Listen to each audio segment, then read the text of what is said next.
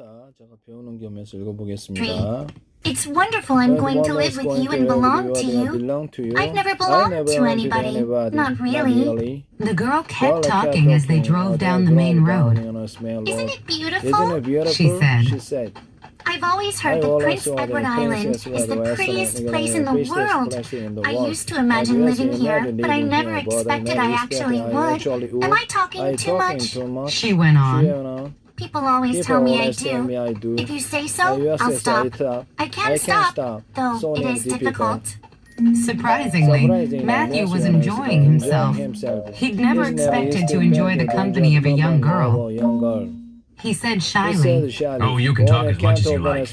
I don't mind." I'm so glad. You and I will get along just fine. I feel nearly perfectly happy. I can't feel perfectly happy because, well, what color is this? The girl held up one of her braids. It's red, isn't it? He said. Yes, it's red. She said, sighing. Now you see why I can't be perfectly happy. Nobody with red hair can be perfectly happy. We're near home now. Matthew said uneasily. As they approached Green Gables, he did not think about Marilla or himself or the mistake. He thought only about the child's disappointment when she discovered the truth.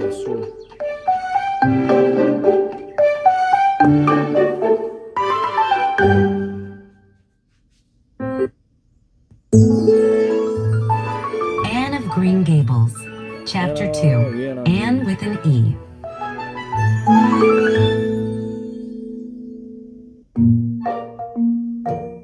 Marilla opened the door. She saw the odd girl in the ugly dress with long red braids and big eyes. Matthew Cuthbert. Who's that? She said. Where's the boy? There wasn't any boy. Said Matthew slowly. There was only her. He nodded at the child. He realized he didn't even know her name. No boy? But there must be a boy, insisted Marilla. We asked Mrs. Spencer for a boy. Well, I asked the station master, and Mrs. Spencer didn't bring a boy. Said Matthew. I had to bring the girl home. Well, what do we do now? Asked Marilla. During this conversation, the child was silent. Suddenly, she understood what was happening. You don't want me, she cried. You don't want me because I'm not a boy. I should have known. Nobody ever did want me. She burst into tears. Neither Marilla nor Matthew knew what to do. Finally, Marilla said, Well, there's no need to cry. You can stay here until we find out what happened. What's your name? The child stopped crying and asked eagerly, Will you please call me Cordelia? Call you Cordelia? Is that your name? Asked Marilla. No, it's not exactly my name, but I would love to be called Cordelia. It's a beautiful name. I don't know what you mean. If Cordelia isn't your name, what is? Marilla asked. Anne Shirley, the girl answered.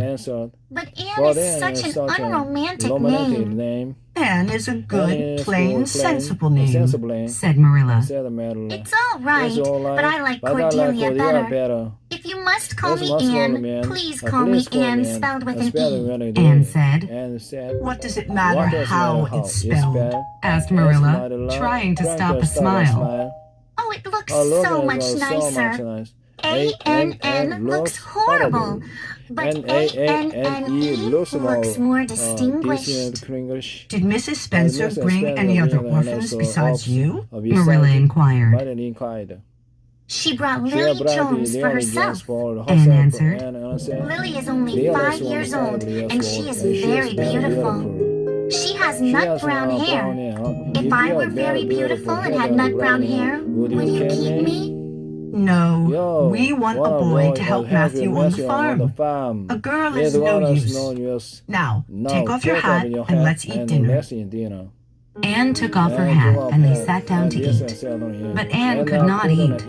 She nibbled at the bread and butter and nibbled at the apple pie. When dinner was finished, Marilla showed Anne to a spare bedroom. Anne got into bed and put her head right under the covers. Good night, Marilla said, a little awkwardly, but kindly. Suddenly, Anne's head reappeared.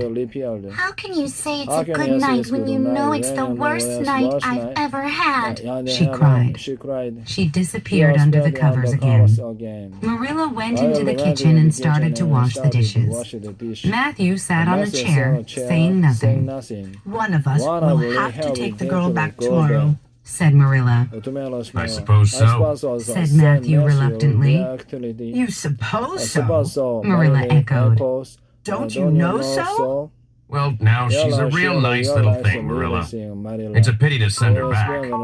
She likes it so much here, said Matthew. Matthew Cuthbert, do you really think we should keep her? said Marilla, astonished. Well, no, not exactly, stammered Matthew. Of course we cannot keep her, said Marilla. What good would she be to us? We might be some good to her, said Matthew unexpectedly. Matthew Cuthbert, I can see that you want to keep her. That girl has bewitched you. Well, now, she's a real interesting little thing, said Matthew. You should have heard her talk, coming from the station. Oh, she can talk all right. I don't like children that talk so much. I don't want an orphan girl, and if I did, it wouldn't be her. The next morning, Anne awoke and sat up in bed. For a moment, she couldn't remember where she was. First, she had a delightful